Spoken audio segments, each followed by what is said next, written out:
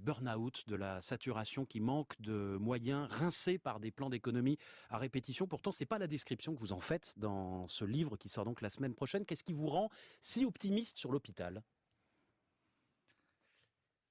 Je ne sais pas si je suis optimiste, je suis en tout cas volontariste. La première chose, c'est ce qui me rend volontariste et peut-être un peu optimiste, c'est que je pense que ce pays n'a pas à rougir de ses hôpitaux. Et quand on fait le tour du monde, on s'aperçoit qu'il y a une vraie force dans le système hospitalier français, dans le système hospitalier universitaire français, et je ne vois pas qu'il serait assez fou pour pouvoir le remettre en cause. Ça, c'est la première chose. La deuxième chose, c'est qu'on a effectivement des atouts et des forces importantes.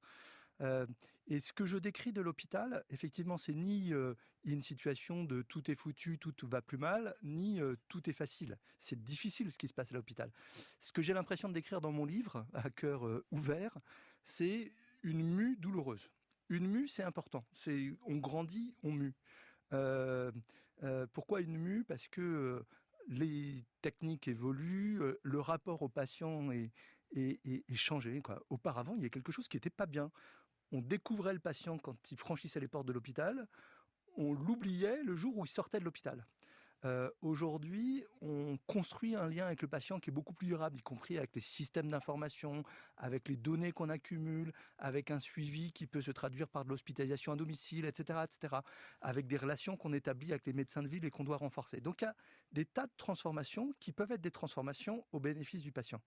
Mais c'est douloureux parce que ça change les habitudes, parce que ça se fait sous forte contrainte, parce que y a des enjeux complexes de mode de travail, et j'essaye de montrer que ça ne se fait pas d'un coup de baguette magique, que c'est compliqué, que ça implique tout le monde, qu'il faut les comprendre. Moi, j'ai écrit ce livre parce que je pense que tout le monde aime l'hôpital, hein, c'est le service public le plus populaire.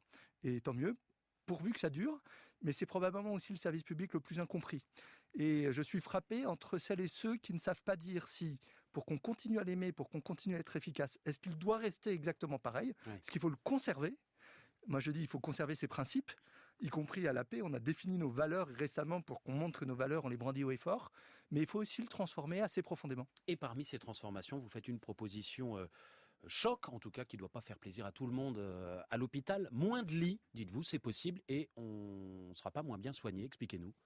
Alors, pourquoi mon moins de lits est assez pondéré dans ce que j'écris, mais vous dites moins de lits et on doit ouvrir à côté des hôpitaux des hôtels le soir pour que les patients puissent y passer la nuit. Absolument.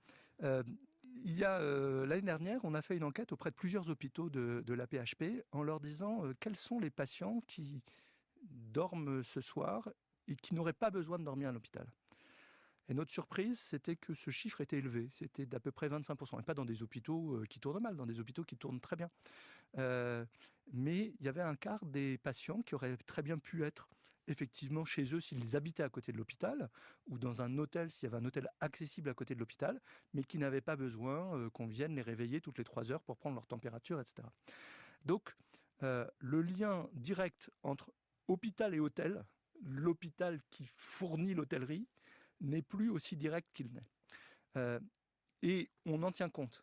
Là, on va construire des nouveaux hôpitaux, bien conçus, dans lesquels il y aura, Lariboisière sera nouveau avec moins 20% de lits, le grand hôpital Nord qui va en remplacer 2 aura 1/3 de lits en moins par rapport aux hôpitaux qu'il remplace, et pourtant il recevra plus de malades. Mais pour que ça marche, il faut qu'on soit vraiment accompagné. Aujourd'hui, les choses sont très timides. Donc, pour la sécurité sociale, pour vous qui payez des cotisations sociales et qui nous écoutez en ce moment sur France Inter, vous payez des cotisations sociales pour l'assurance maladie et vous devez savoir qu'une nuit à l'hôpital coûte entre 600 € et 6 000 €. Et une nuit à l'hôtel ? Et une nuit à l'hôtel peut coûter entre... Il y a des nuits à 6 000 €, mais ce n'est pas celle dont je parle. Une nuit à l'hôtel peut coûter 60 €, 100 €, 120 €. Donc, vous imaginez très bien que pour la Sécu, c'est bien mieux de payer une nuit dans un hôtel qu'une nuit à l'hôpital. Mais encore faut-il que la Sécu le paye. Aujourd'hui, on nous dit, vous pouvez avoir des hôtels hospitaliers, mais débrouillez-vous pour les payer. Et moi, bien évidemment, je ne vais pas dire, débrouillez-vous les malades pour les payer. Ils ne vont pas passer d'un tarif faible à l'hôpital à un tarif plus élevé à l'hôpital pour que faire des économies. Donc, il y a vraiment des choses à changer pour qu'on puisse conserver l'égalité d'accès aux soins, tout en ayant un hôpital plus souple et plus adapté. Martin Hirsch, vous restez avec nous dans quelques minutes. Les questions des auditeurs d'Inter, de Léa Salamé, de